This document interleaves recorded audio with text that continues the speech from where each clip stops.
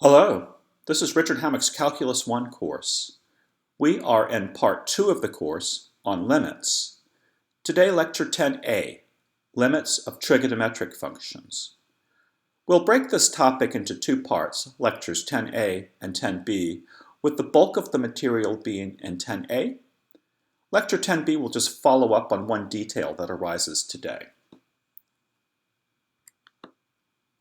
Our first goal today is to come up with 6 new limit laws, one for each trigonometric function. For example, what is the limit as x approaches c of sine of x? And the same question for the other trig functions. You'd probably guess that the limit as x approaches c of sine of x equals sine of c, and you're absolutely right. But let's analyze this carefully.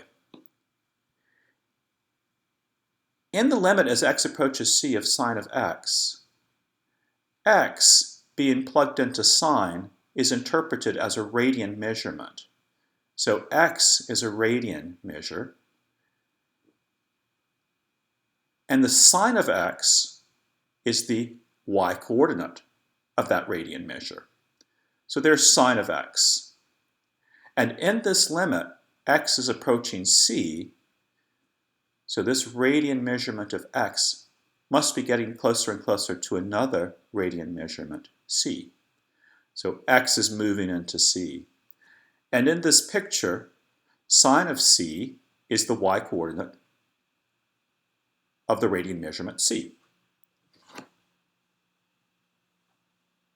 And you can see in this picture that as x gets closer and closer to c, sine of x will get closer and closer to sine of c. As x gets closer and closer to c, the quantity sine of x approaches the quantity sine of c. And that's justification for the fact that the limit as x approaches c of sine of x equals sine of c. And this must be true for all real numbers c. This point c on the unit circle could be anywhere. So this law would work regardless of what number c is. So in this picture, with radian measurement x approaching c, and sine of x getting closer and closer to sine of c, you could adapt this to the other trig functions. For example, I think you can see, reasoning out in exactly the same way, cosine of x, which is this x-coordinate, is getting closer and closer to cosine of c as x gets closer and closer to c.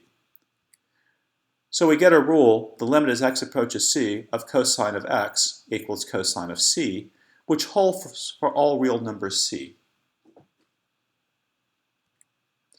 So as a quick example, the limit as x approaches pi over 4 of cosine of x, according to our new limit law, would just be cosine of pi over 4, or square root of 2 over 2. Let's move on to the limit as x approaches c of tangent of x, and we'll work that off down here. The limit as x approaches c of tangent of x would be, well, tangent of x is sine x over cosine x, so we have the limit as x approaches c of sine of x divided by cosine of x.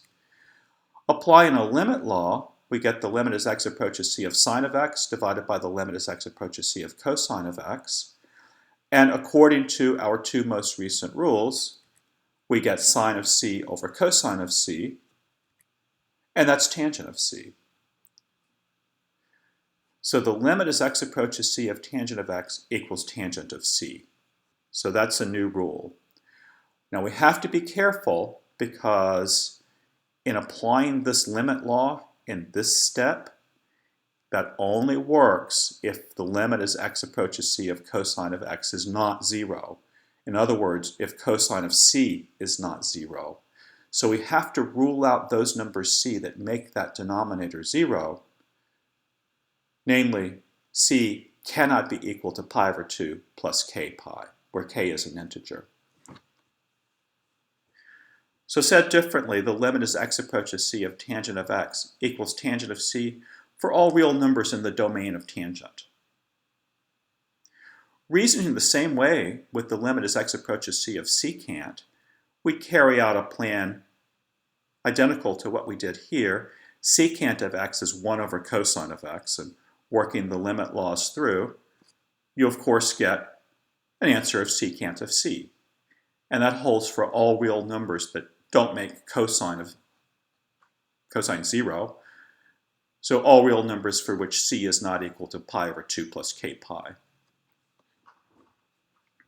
Continuing in the same fashion, the limit as x approaches c of cotangent x is cotangent c for all real numbers in the domain of cotangent.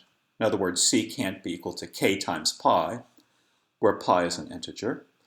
And finally, the limit as x approaches c of cosecant x equals cosecant c for all numbers c not equal to k pi. So there we have it. On this page, 6 new limit laws. And like I said, you probably kind of knew these anyway, or you could have figured them out if asked. But here they are. Internalize them. They'll come up frequently. Let's do a few examples using these limit laws. In the first example, the limit as x approaches 0 of x squared plus 1 over the square root of 3 plus secant x. And you can see here that as x approaches 0, the denominator turns into the square root of 3 plus secant of 0, which is not 0. So we can apply a limit law here, take the limit of as x goes to 0 of the top, divided by the limit as x goes to 0 of the bottom. And you can do these steps in your head. You know that limit's going to go into the square root and so on. And then you'll have the limit as x approaches 0 of secant x, which is secant 0. Doing all of that in one step, we get 0 squared plus 1 divided by 3, square root of 3 plus secant of 0. Secant of 0 is 1. So 1 over the square root of 3 plus 1. That's 1 over the square root of 4. And we get an answer of 1/2. For our next example, a slightly more complex expression, the limit as h approaches pi of cosine squared h plus 6 cosine h plus 5 divided by cosine h plus 1. Now looking at this, as h gets closer and closer to pi, cosine h is getting closer and closer to minus 1. The limit as h approaches pi of cosine h is cosine pi, which is minus 1. Added to this 1 here is 0. So here's a limit where we're getting 0 on the denominator. So our plan of action here should be to try to cancel that denominator. Ideally, what we would like to do is factor the numerator so that one of the factors is cosine h plus 1 to cancel with this denominator. And can we do that? If you play around with the numerator for a bit, you'll find that it factors as cosine h plus 1 times cosine h plus 5. Foil that back just to check. You get cosine h squared, 5 cosine h plus 1 cosine h is 6 cosine h, and 1 times 5 is 5. So we've got this factored, and we have a cosine h plus 1 here, which now will cancel with the denominator. So those cancel out. We get the limit as h approaches pi of cosine h plus 5. Breaking that up as a limit law, that's the limit as h approaches pi of cosine h, plus the limit as h approaches pi of 5. But we'll do that all in one step. The limit law today gives us cosine pi for the limit as h approaches pi of cosine h, and then plus 5. So our answer is negative 1 plus 5, or 4.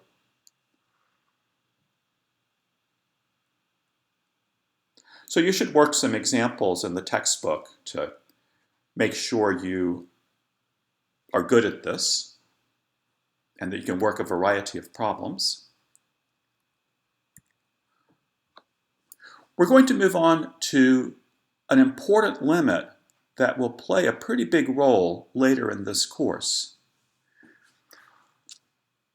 The problem here is to find the limit as x approaches 0 of sine x over x. This is kind of a problematic limit because you can see that as x goes to 0, the denominator is turning into 0. So in a limit like this, to work it out, we'd want to do an algebraic simplification, cancel that denominator x. But the problem is there's just no way to take an x out of sine of x. It just doesn't factor algebraically with x as a factor. You can't cancel. So that's a problem.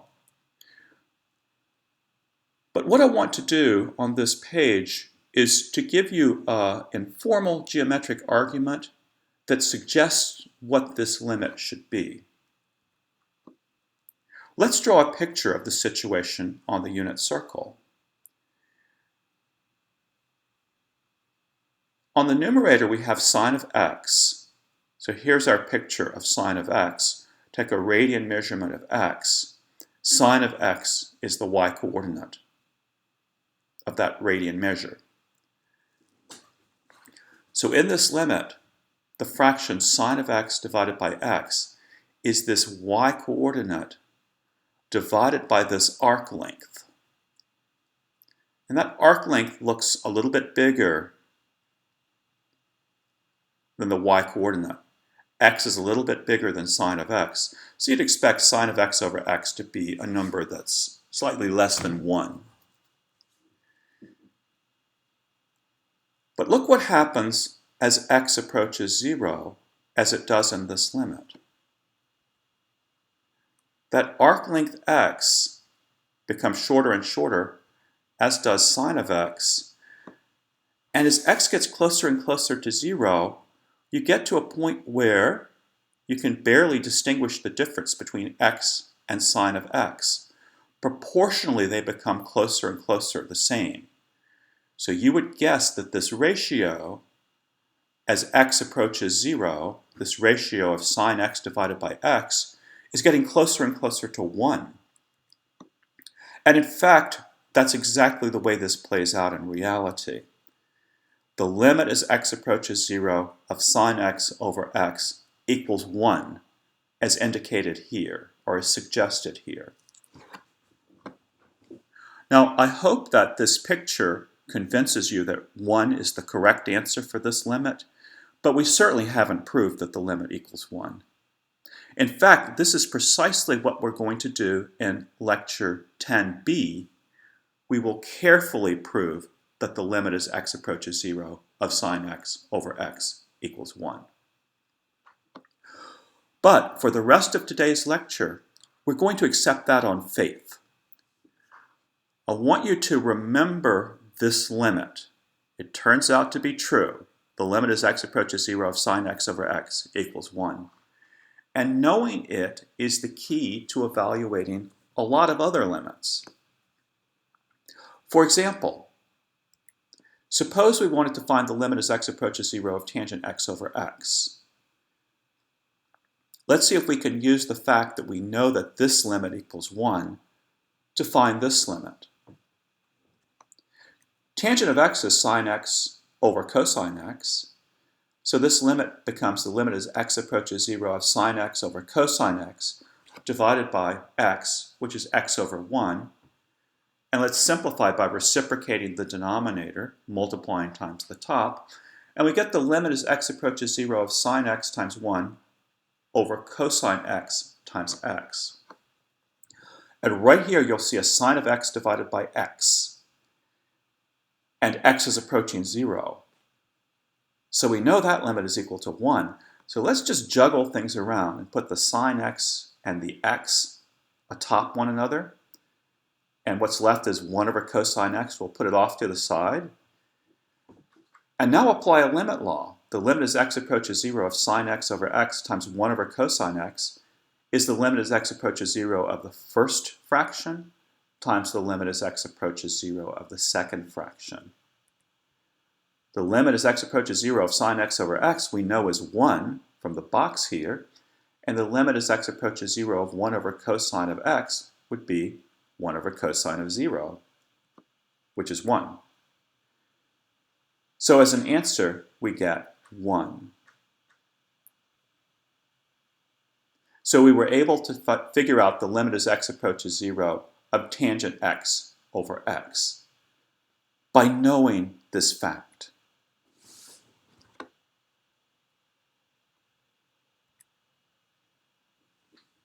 I want to continue talking about this important limit. The limit as x approaches 0 of sine x over x equals 1. And I want to underscore the basic pattern that's happening here. In many problems, it's not that you'll have an x inside of the sign and an x on the bottom. It might be a more complicated expression. Let me represent this x as a blue box, which you might think of something as being arbitrarily complicated.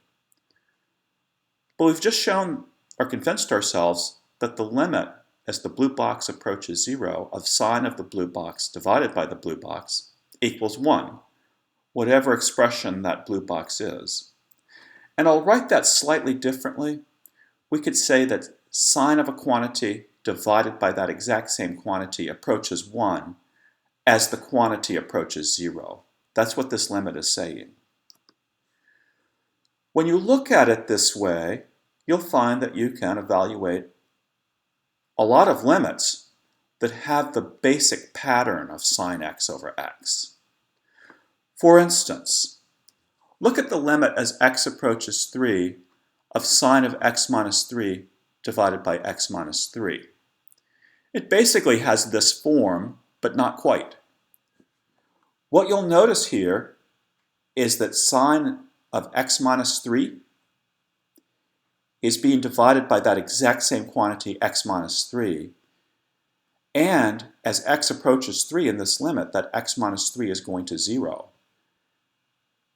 So if we apply this pattern, sine of a quantity divided by the quantity approaches 1, as the quantity approaches 0, we immediately get an answer of 1 for this limit.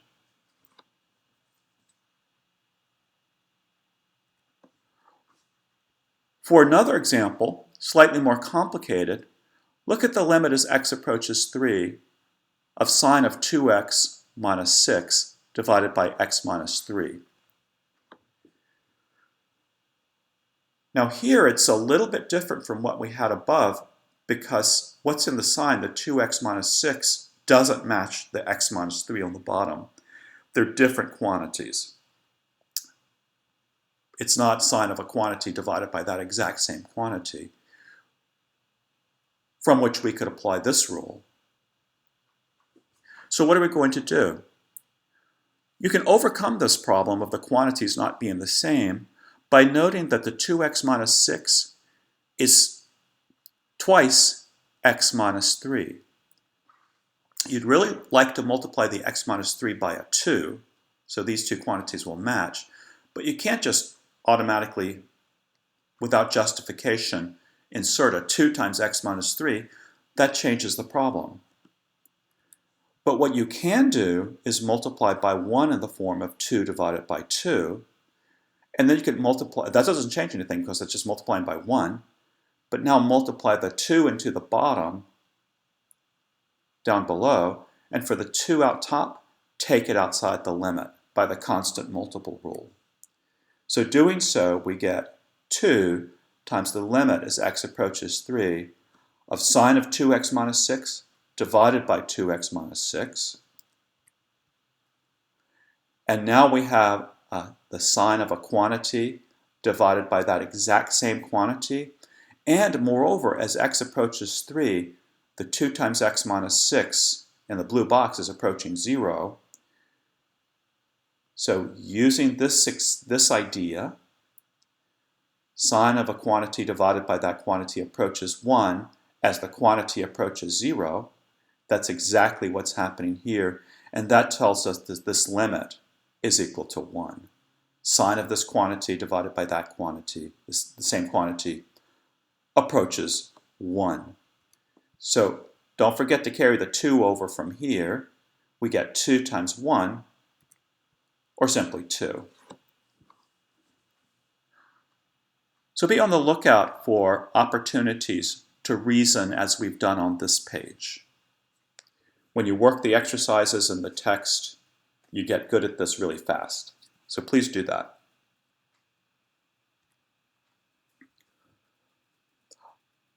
We're moving on now to another important limit that's a companion to the limit as x approaches 0 of sine of x over x, which is 1. This other limit is the limit as x approaches 0 of cosine x minus 1 divided by x. What we're going to do on this page is to figure out what this limit is equal to. It turns out that later in this course, in part 3, these two limits that are in this box will play a role, an important role, in our work. So we need to figure out what they are now. For the limit as x approaches 0 of cosine x minus 1 over x, in working this out, we're going to need a trig identity, and I'll remind you of that trig identity now. It's sine squared x plus cosine squared x equals 1. And we're going to need this in the following form. If we get the cosine squared x and the 1 off to one side, and scoot the sine squared x off to the other side, this becomes cosine squared x minus 1 equals minus sine squared x. So in a moment we're going to do a computation involving this limit, and at one point we'll take the expression cosine squared x minus 1 and replace it with what it's equal to, minus sine squared x. So I've got this down here in the box waiting for that moment. So let's get to work on this limit. We want to figure out the limit as x approaches 0 of cosine x minus 1 over x. Now, of course, the x is approaching 0. Normally, you'd want to cancel that x, the thing that's turning into 0, but there's no way you can factor x out of cosine x minus 1. It just doesn't factor. So here's what we're going to do. This cosine x minus 1 that appears here, it looks a lot like cosine squared x minus 1. And if we could get it equal to that, that would be a sine squared x or a minus sine squared x. And you could take one of those sines and put it over x, it would be over the x, and maybe you could use the fact that you know this limit. So that's going to be our strategy. But first of all, we have to legitimately change cosine of x minus 1 to cosine squared x minus 1. Now, how could we do that? One way is to multiply this whole limit by 1 in the form of cosine x plus 1 divided by itself. In so doing, you haven't changed anything because you're multiplying by 1. But look what happens when you multiply or distribute the top through. You get cosine squared x plus cosine x minus cosine x minus 1. It foils out to be cosine squared x minus 1. The cross terms cancel. And on the bottom, we just have an x times cosine x plus 1 following us through. So we've got the limit to this point where we have a cosine squared x minus 1 on the top, which was part of our goal. That's equal to minus sine squared x. So replacing this top quantity with what it's equal to, we get this. And notice that we have minus sine squared x, that's minus sine x times sine x. And take one of those sine x's, put it over the x, and you've got a familiar limit. So let's break this up as follows. The top is sine of x times minus sine of x. That's our minus sine of x squared, or sine squared of x. And on the bottom, we'll put the x here over the sine. And this other stuff, cosine x plus 1, we'll just scoot it off to the side there. So we have the limit as x approaches 0 of a product of two functions. We can apply a limit law here. That's the limit as x approaches 0 of sine x over x times the limit as x approaches 0 of minus sine x over cosine x plus 1. This limit equals 1, we know. And then working out the limit on the right, applying a limit law here and working that through, you just get minus sine of 0 divided by cosine of 0 plus 1. So we're getting 1 times 0 divided by 1 plus 1, and that's equal to 0. So we have just computed the limit as x approaches 0 of cosine x minus 1 over x, and we got 0. So that's what goes here. That's our answer. X, the limit as x approaches 0 of cosine x minus 1 divided by x equals 0. As I said, you should remember the two limits in the box, especially the first one, but they will be important and significant to us later in the course. So that's about it for today. In summary, we have 8 new limit laws, 1 for each trigonometric function, plus these two important limits that we worked out.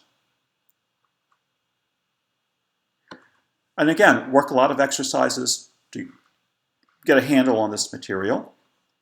Next time, we'll do lecture 10b, which is on a topic called the squeeze theorem, which is a theorem that allows you to evaluate complicated limits.